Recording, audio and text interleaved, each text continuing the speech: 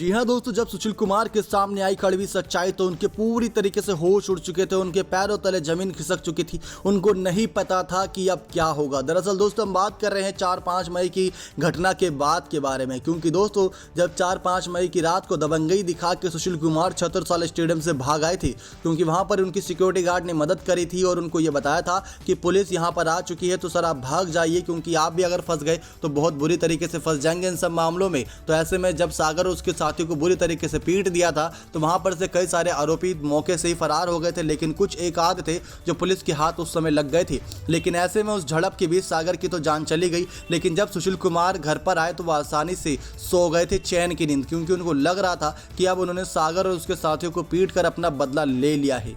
लेकिन उनको इस बात की भनक तक नहीं थी कि सागर, जिसकी उम्र सिर्फ 23 साल थी, उसकी पिटाई से ही उनकी जान चली गई। और जब ये खबर सुशील कुमार के साथियों ने उनको बताई कि सागर इस दुनिया में नहीं रहा, तो उनकी पैरों तले जमीन खसक गई। उनको कुछ सूझ नहीं रहा था कि अब वो क्या करेंगे। लगातार सुशील कुमार को परेशान देख उनकी पत्नी के भी होश उड़ रहे थे कि आखिर ये सब क्या हो रहा है। सूत्रों के मुताबिक दोस्तों ये सब खबर सामने आई है और ये नहीं पता था कि अब सुशील कुमार क्या करेंगे, क्या नहीं करेंगे।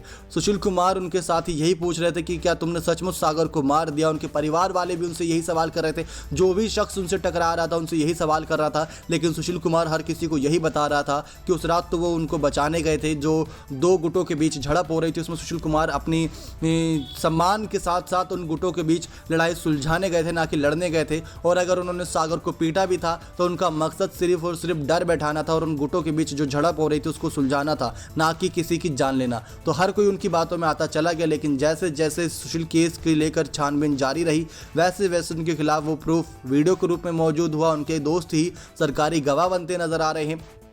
तो सुशील कुमार के होश तो दोस्तों उस दिन उड़ गए थे, क्योंकि सुशील कुमार घर पर आके चैन की नींद सो गए थे। लेकिन उसके बाद से ही दोस्तों इनकी नींद पूरी तरीके से बेचैन हुई पड़ी है, इनकी नींद उड़ी पड़ी है, इनकी होश उड़े पड़े हैं। लेकिन ये मंजर दोस्तों बहुत खौफनाक था कि सुशील कुमार जिसके खिलाफ सिर्फ डर बैठाना चाहते थे, उसको हमेशा से ही इस दुनिया के लिए अलविदा कहने के लिए मजबूर कर दिया। उसकी पिटाई इतनी ज़्यादा कर दी कि वो बेचारा अपना दम तोड़ दिया हॉस्पिटल के अंदर। नेक्स्ट 9 स्पोर्ट्स की रिपोर्ट।